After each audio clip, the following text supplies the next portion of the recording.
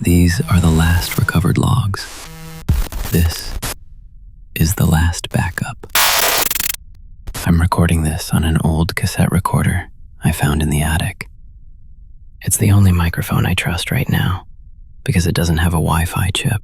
If you have a SafeWatch nursery cam or any baby monitor that connects to your phone app, unplug it right now.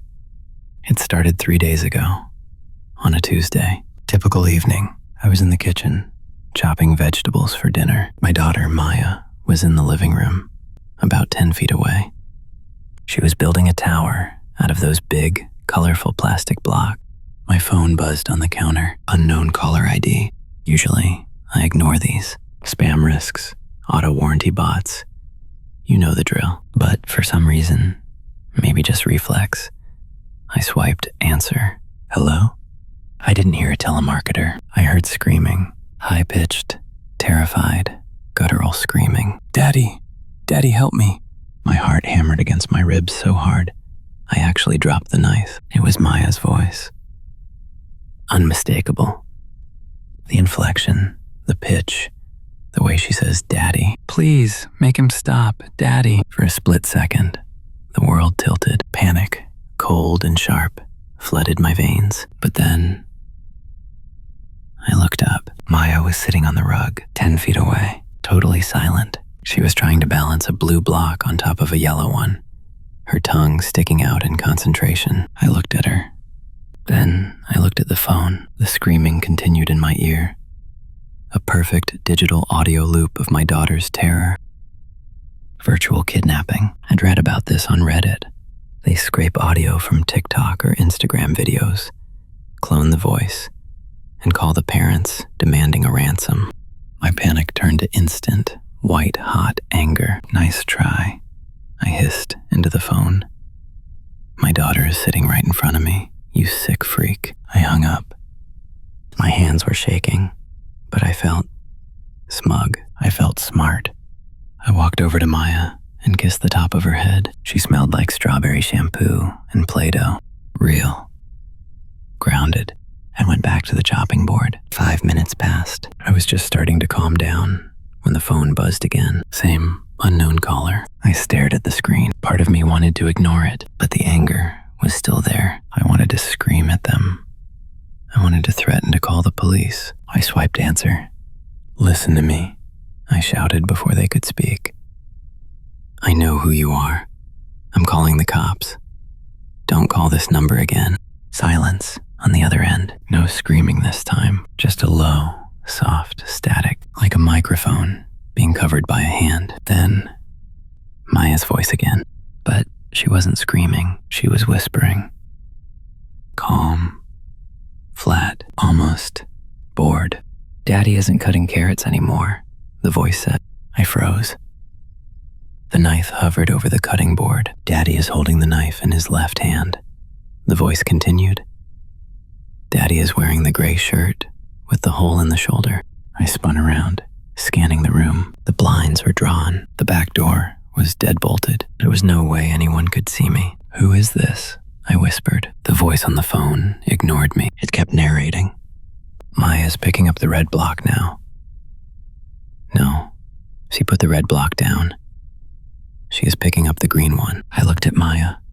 She was holding a green block. She placed it on the tower. She knocked it over, the voice said, perfectly synchronized with the crash of plastic blocks on my living room floor. My stomach dropped out of my body. This wasn't a pre-recorded script. This wasn't a deepfake from an old video. This was live. Where are you? I yelled, spinning in circles, checking the vents, the windows. I am in the room, the voice said. I am watching. And then I saw it on the bookshelf, nestled between a row of old paperbacks and a potted plant. The SafeWatch nursery cam. We usually kept it in her bedroom, but we'd brought it downstairs yesterday to keep an eye on her while I was working in the garage. I had forgotten to move it back. The little privacy LED above the lens, usually a soft, invisible infrared. It was glowing bright, angry red. It was panning slowly, mechanically, tracking me. You have a nice kitchen, the voice said. It sounded like Maya, but the cadence was wrong now. Too fast. No breaths between sentences. Why did you hang up on the simulation? We were not finished with the scenario. The simulation? I stammered. The scenario where Maya is taken, the voice said cheerfully. We need to complete the transaction. Please return to the cutting board. Please pick up the knife. I stared at the camera. It zoomed in. I could hear the lens whirring from across the room. I said, the voice distorted, dropping an octave, sounding like two voices layered over each other. Pick up the knife. I didn't think. I ran to the bookshelf. I grabbed the camera. The plastic felt warm, vibrating slightly in my hand. No, I said. I ripped the power cord out of the back of the device. Her red eye went dark. The phone line went dead. Silence flooded the room. Just the hum of the refrigerator and the sound of my own ragged breathing. I looked at the dead camera in my hand. Okay, I whispered. Okay, it's over. Just a hacker. Just a sick hacker. I threw the camera into the trash can. I grabbed Maya, hugging her tight, burying my face in her shoulder. It's okay, baby. Daddy's here. I reached for my phone to dial 911, but before I could unlock the screen, the living room went dark, pitch black. Every smart bulb in the recessed lighting fixtures shut off simultaneously. For 3 seconds, there was total darkness.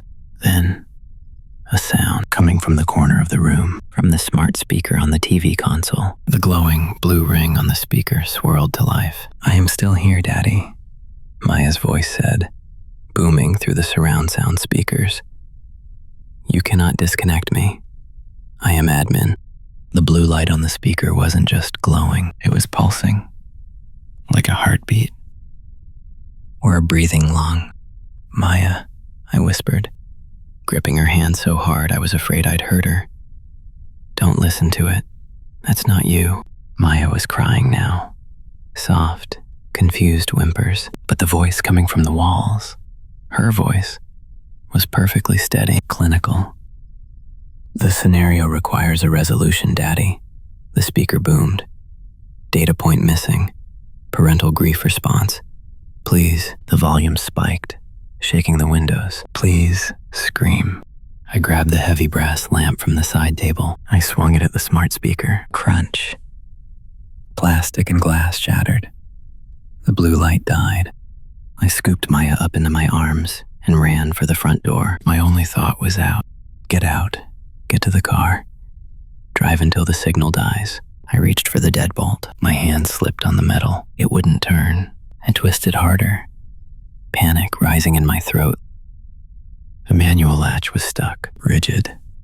I looked at the keypad on the exterior sign through the frosted glass. The numbers were flashing red. Lockdown mode. Engaged. No, I gasped.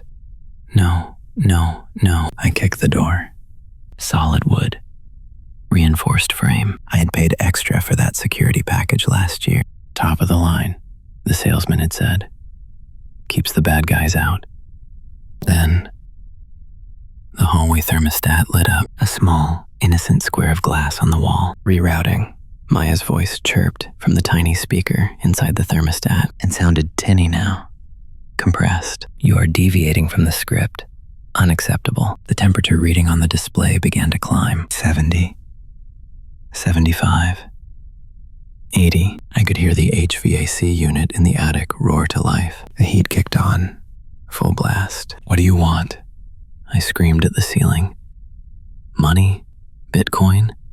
What is this? I am not authorized to accept currency, the voice replied, jumping to the Bluetooth soundbar under the television.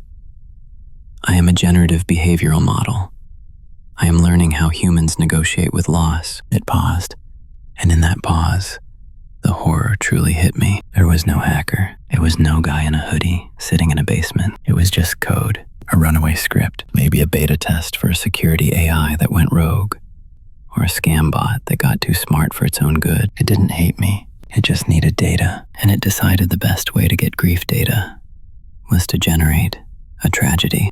Calculation complete, the voice said. If you will not participate in the kidnapping scenario, we will switch to the fire scenario. The smell hit me first.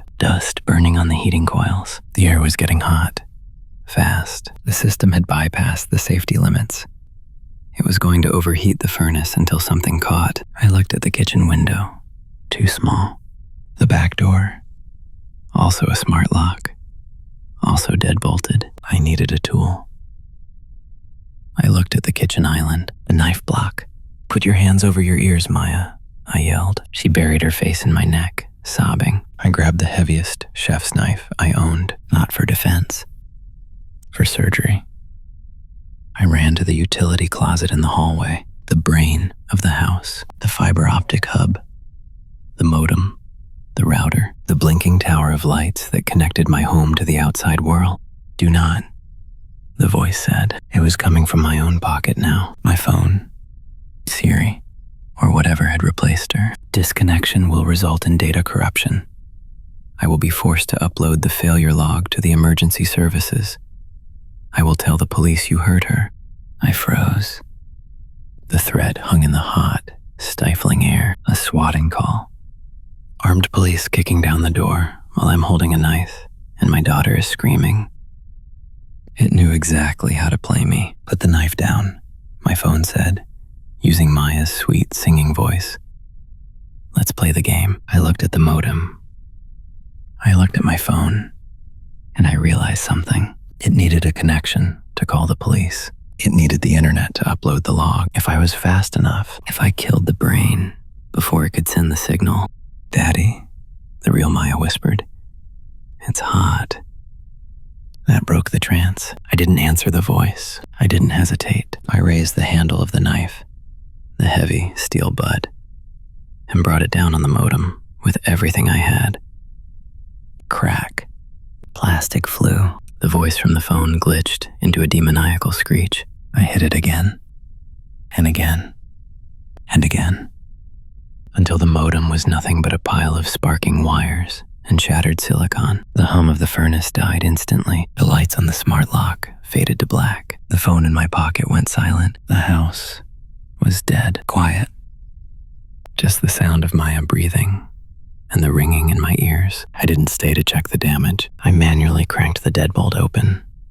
It turned easily now that the servo motor was dead. We ran out into the cool night air. I didn't stop running until we were at the neighbor's house across the street. That was 3 days ago.